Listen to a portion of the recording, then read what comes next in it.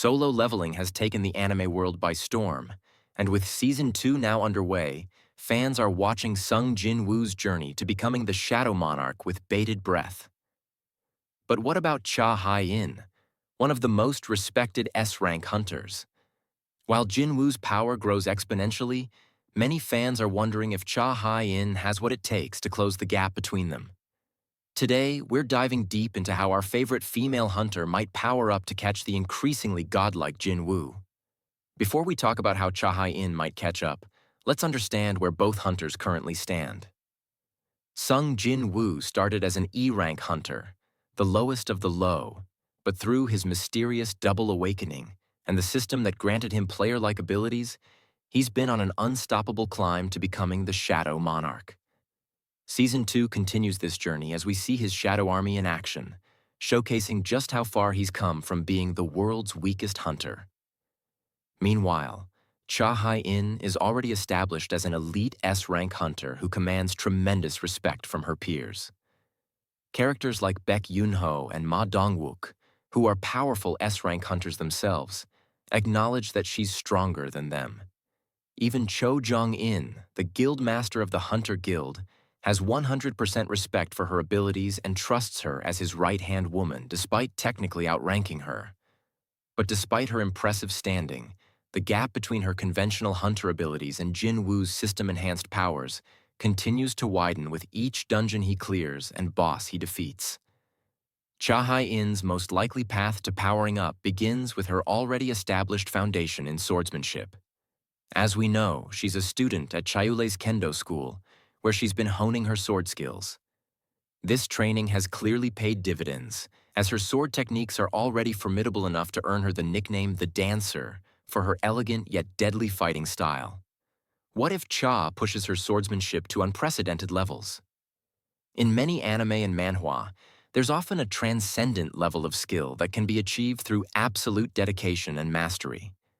Perhaps Cha could develop a unique sword style that allows her to cut through dimensional barriers, or infuse her blade with a special type of energy that even Jin-Woo's shadows cannot easily counter. Awakening a hidden potential. One exciting possibility is that Cha Hae-In might undergo her own version of a second awakening.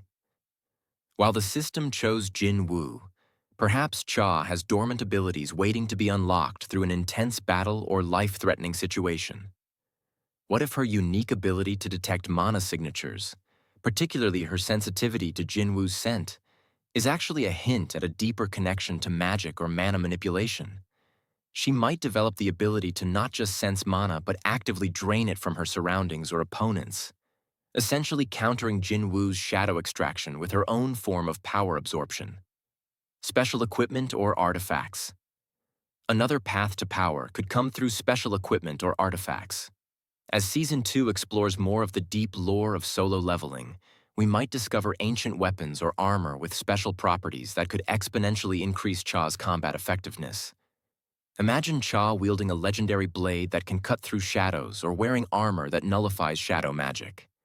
Such equipment would specifically counter Jin-Woo's greatest strengths while amplifying her already impressive speed and precision. Training under a legendary master. While Chayule has been a good teacher for Cha Hae-In's swordsmanship, what if she seeks out an even more powerful master? Season 2 promises to introduce new characters and explore deeper lore, so perhaps there's a legendary retired hunter or hidden master who could teach Cha techniques that few in the modern hunter world even know exist. This master could help her develop techniques specifically designed to counter shadow manipulation, giving her the edge she needs when facing Jin-Woo or similar threats. Let's be honest, Jin-Woo's systematic leveling up makes catching him in raw power nearly impossible. But Cha Hae-In is known for her intelligence as well as her strength. Rather than trying to match Jin-Woo blow for blow, she might develop strategies and techniques that allow her to fight smarter, not harder. Her respect among other hunters could lead to forming powerful alliances and team strategies. While Jin-Woo often operates alone with his shadow army, Cha could coordinate with other top hunters to develop combination attacks that are greater than the sum of their parts. There's also the interesting possibility that Cha might learn directly from Jin-Woo. As their paths continue to cross in Season 2, She could observe his techniques and adapt elements of his fighting style into her own. While she can't duplicate his system abilities, she could certainly learn from his tactical approach and adaptability in battle. This would create an interesting dynamic where she's simultaneously trying to catch up to him while learning from him, something that could add depth to their relationship beyond simple power comparison. Would she even want to? Here's a thought-provoking question. Does Cha Hae-In actually want to catch up to Jinwoo? Her respect for strength is well documented, but that doesn't necessarily translate to jealousy or a burning desire to surpass him. Perhaps her goal isn't to match or exceed Jinwoo's power, but rather to become strong enough to fight meaningfully by his side against the increasingly dangerous threats that Season 2 will undoubtedly introduce.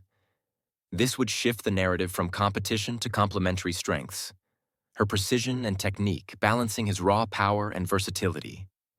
While the gap between Sung Jin-Woo and Cha Hae-In continues to widen as he embraces his role as the Shadow Monarch, there are numerous exciting ways she could power up in Season 2. Whether through perfecting her swordsmanship, awakening hidden abilities, acquiring special equipment, or developing strategic counters to shadow manipulation, Cha has plenty of paths toward growth. Season 2 of Solo Leveling promises better animation, more intense action sequences, and deeper lore exploration, giving plenty of opportunities for Cha's development alongside Jinwoo's continued ascension.